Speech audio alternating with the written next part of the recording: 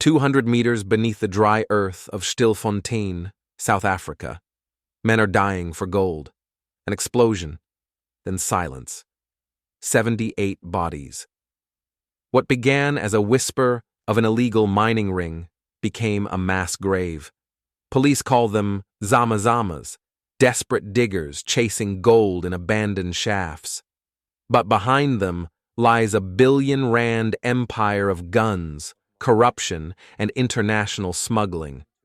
This isn't just a South African story, because when you wear gold, you might be wearing blood. Gold built South Africa. From Johannesburg's glittering skyline to the ghost towns of the Free State, every brick and street corner was once paid for in dust from the mines. But when the industry collapsed, thousands were left jobless: miners, guards, engineers. Abandoned tunnels filled with silence until the Zamas came. They descend through forgotten shafts, armed with candles, makeshift ladders, and hunger. Days underground. No light, no oxygen. Every breath could be their last. They chip at the rock, hoping for a glimmer, a flake of gold that could feed a family for a week. But the gold doesn't just belong to them. It belongs to the men who control them, the syndicates. In the shadows above ground, gang leaders run the operation like a military unit. Food is smuggled in, guns too. Every gram of gold that surfaces is bought, melted, and trafficked out to Dubai, China, Europe. The miners earn scraps, the bosses earn millions. It's January 2025. Residents of Stilfontein start hearing muffled blasts beneath their homes. Then, a smell. Gas, maybe, or something worse. When police arrive, they discover a shaft, deep, old, and full of bodies. For days, rescuers pull corpses out one by one. 78 men, all dead. Most of them migrants, from Lesotho, Zimbabwe, Mozambique. Their faces burned, lungs filled with toxic gas, some still holding tools. They were trying to dig their way out when the tunnel collapsed. Rumors spread fast. Did the police seal the mine to trap them? Was it a rival gang? Or was it just the mine itself, taking back what humans stole? As the bodies pile up, journalists swarm the site. Families stand behind fences, praying for a familiar shirt, a familiar shoe. One woman whispers, "He said he'd be home by Christmas." Now, she waits beside a mass grave. The government calls it a security crisis. The president authorizes Operation Vala plug the hole. Hundreds of officers, armored vehicles, and helicopters descend on the gold fields. The goal? Crush illegal mining once and for all. But underground economies don't die quietly. Miners scatter like ghosts, vanishing into the night. Gunfire echoes through the shafts. Police raid homes. Arrests mount. Dozens shot. Some disappear. Human rights groups say it's a massacre, a war on the poor. The police say it's a war on crime. Somewhere in between lies the truth. Inside the chaos, whispers begin to surface. Of a kingpin. A man with police contacts, cash in Dubai, and blood on his hands. They say he runs the trade from an office in Johannesburg. Gold in, weapons out. Every shipment greased by corruption. But his name never reaches the headlines. Only the dead miners do. Illegal gold mining isn't random. It's organized, precise, ruthless. Each abandoned mine becomes territory. Each shaft, a battlefield.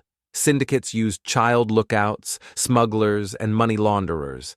They bribe security guards and threaten engineers to keep quiet. Even some officers turn a blind eye for a cut. The gold extracted by Zamas travels fast, smuggled to refineries in Johannesburg, melted, sold under fake export permits. From there, It's mixed with legitimate gold and shipped overseas. Dubai, Hong Kong, Zurich. It's called blood gold, like blood diamonds once were, a luxury built on suffering. Meanwhile, underground, the miners keep digging, not for wealth, but survival. They're trapped in a system they can't escape. Some call it modern slavery. Others call it desperation with a pickaxe. Meet Tobogo, a former miner. He spent 8 months underground before escaping a shootout. He says he saw things no one talks about. He remembers hearing screams echo through the tunnels at night. He remembers rival gangs battling with shovels and explosives.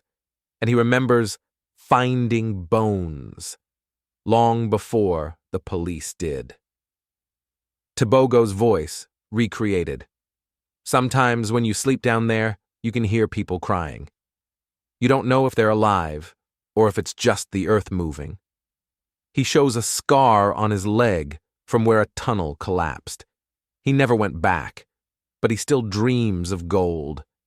Above ground, his brother didn't make it. One of the 78. He was 23, a miner who never owned a single gram of what he died for. Weeks after the disaster, the investigation deepens. Journalists uncover documents showing money flowing between known smugglers and political donors. Police confiscate gold bars worth millions, but the main players vanish. A whistleblower claims the syndicate's leaders are connected to officials in the Department of Minerals. Another points to a Chinese businessman linked to export fraud. But when reporters press for answers, the trail goes cold. Witnesses disappear. Files go missing. One officer, speaking off record, says, "We can't arrest ghosts." The case stalls. The story fades. But the miners keep dying. Right now, somewhere in the world, someone is buying a gold necklace. A couple is getting engaged. A watch gleams in a window in London, New York, or Tokyo, and part of that gold might have come from a shaft in Stilfontein, dug by hands that never made it home. Gold doesn't ask where it comes from, it just shines, and in that shine is a reflection of the darkness it was pulled from. The global market feeds the trade, every gram worth fighting for, worth dying for, worth killing for. Back in Stilfontein, the mine is sealed again. A concrete slab covers the entrance. No marker, no memorial, just silence. But every now and then, locals say they still hear it. A faint sound, deep below the ground. Metal against rock, the heartbeat of the Zamas. Because no matter how many die, others will come. From Lesotho, from Zimbabwe, from South Africa itself. Each believing maybe, just maybe, their gold still waits for them underground. Soft piano fading out. The gold rush never ended. It just went underground.